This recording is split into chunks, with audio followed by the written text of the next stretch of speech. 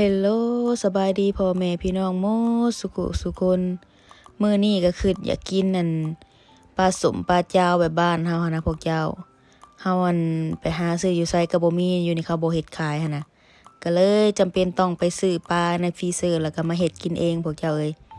เฮาไปเบิ่งวิธีแล้วก็ไปเบิ่งส่วนประกอบนำกันเลยว่ามีหยังแหน่ง่ายๆพวกเจ้าเอ้ยบ่มีหยังยุ่งยาก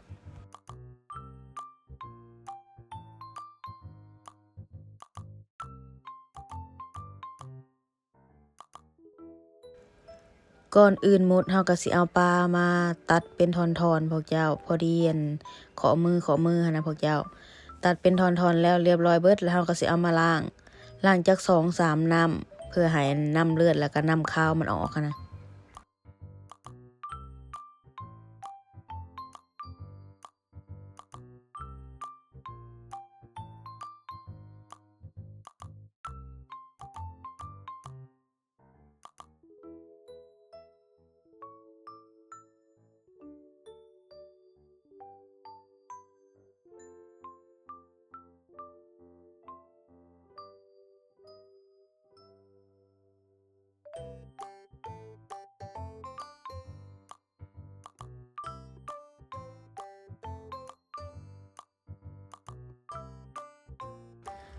หลังจากเฮาล้างปลาแล้วเรียบร้อยเบิดแล้วก็เฮาสิมาเตรียมส่วนของน้ำมวกพวกเจ้าบ้านเขาเอิ้นน้ำมวกคนไทยเขาเอิ้นหยังพวกเจ้าน้ำซาวข้าวบ่เฮาสิเพราะว่าน้ำตัวนี้นี่เฮาสิเอาไปใส่ปลาพวกเจ้า หลายๆคนก็คือสิบ่ฮู้หรือว่าบ่เคยได้ยินเนาะพวกเจ้าเป็นหยังเขาคือเอาน้ำมวกไปใส่ปลาเพราะว่าน้ำมวกนี่มันสิช่วยดับกลิ่นคาวของปลาได้ดีเด้อพวกเจ้า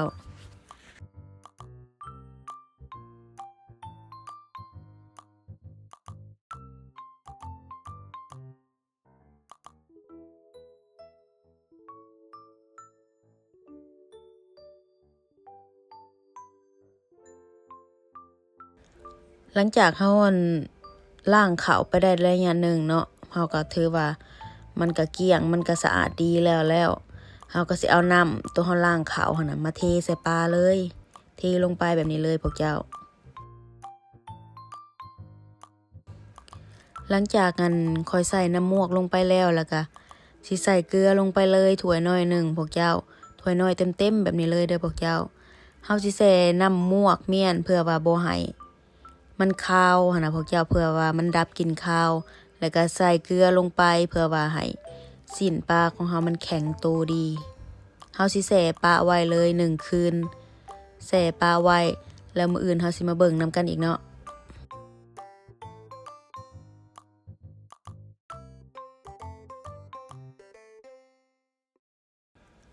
อันนี้ก็แม่น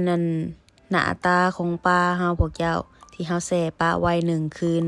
เฮามาเบิ่งนำกันเลยว่ามันสิเป็นแบบใดซีนมันนี่แข็งพวกเจ้าแข็งแล้วก็แน่นดีแล้วก็บ่คาวปานใดเด้อพวกเจ้า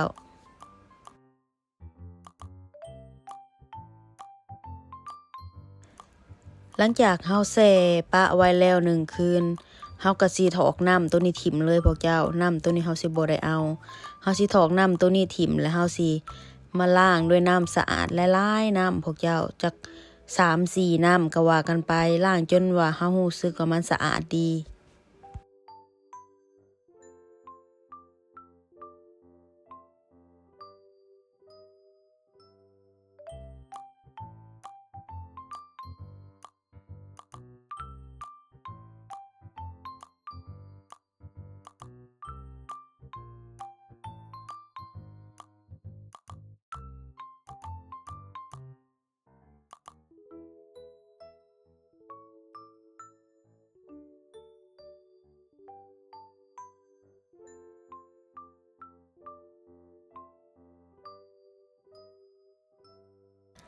หลังจากเฮา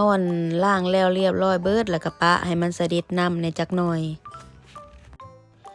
อันนี้ก็แม่นข้าวเหนียวพวกเจ้าข้าวเหนียวนึ่งสุกแล้วข้อยสิล้างน้ำจักน้อยหนึ่งเพื่อให้ข้าวมันเปียก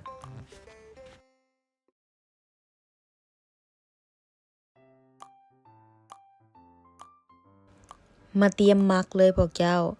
ใส่ปลาที่เฮาล้างทำความสะอาดแล้วเรียบร้อยใส่ลงกระซามเลยหลังจากนั้นเฮาก็ใส่กระเทียมลงไปเลยพวกเจ้ากระเทียมนี่ค่อยทุบให้มันเป็ดๆค่อยใส่2หัวเด้อพวกเจ้าหัวใหญ่2หัวใหญ่หั่นนะทุบให้มันเป็ดๆแบบนี้เลยแล้วก็ใส่ข้าวเหนียวที่เฮาล้างน้ำปลาไว้เมื่อกี้นี่หั่นนะค่อยสิใส่แป้งนัวจัก1ช้อนชาพวกเจ้าถ้าไผบ่มักก็บ่ใส่เด้อแป้งนัวนี่หักค่อยใส่ให้มันแซ่บหั่นนะแล้วก็เกลือ1ช้อนชาพวกเจ้าเกลือนี่ข่อยสิบ่ใส่หลายเพราะว่าปลาของเฮามันมีความเค็มอยู่แล้วเพราะว่าเฮามักเกลือปลาไว้เลยเด้แล้วก็เกลือมันก็ซึมเข้าไปในเนื้อปลาแล้วเรียบร้อยเลยนะเฮาก็บ่จำเป็นต้องใส่หลายเพราะว่าข่อยบ่มักให้มันเค็มแรงนะพวกเจ้าหลังจากเฮาใส่ส่วนผสมทุกอย่างลงไปแล้วเฮาก็คน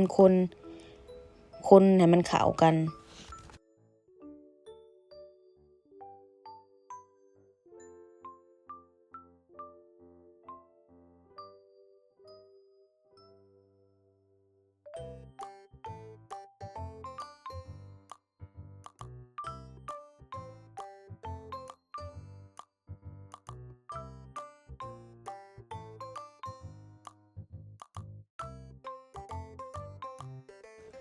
หลังจากค่อยคนส่วนผสมทุกอย่างเข้ากันดีแล้วก็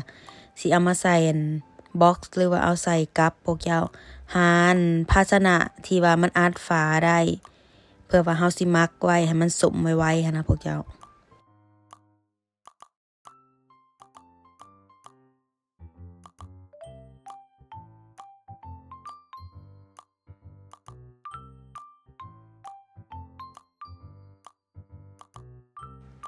เป็นอันที่เรียบร้อยได้พวกเจ้าเอ้ยปลาสมเฮ็ดกินง่ายๆบ่มีหยังยุ่งยากส่วนประกอบก็มีแต่2-3อย่างหลังจากเฮาเรียนปลาแล้วเรียบร้อยเบิดแล้วก็หาฝามาอัดไว้แน่นๆแล้วก็ปะไว้อยู่ทางนอกพวกเจ้าปาไว้อยู่อากาศทางนอกนะบ่เอาเข้าตู้เย็นปาไว้จัก2-3 อาทิตย์ให้มันสมถ้าไผมักสมแห้งก็ปาไว้จักเดือนหนึ่งพวกเจ้าสุดท้ายนี้ก็ขอบมุกขอบใจพ่อแม่พี่น้องที่เข้ามารับชมวิดีโอถ้ามักก็กดไลค์กดแชร์ฝากติดตามหน่อยเด้อเป็นกำลังใจให้แม่ครัวแหน่บ๊ายบาย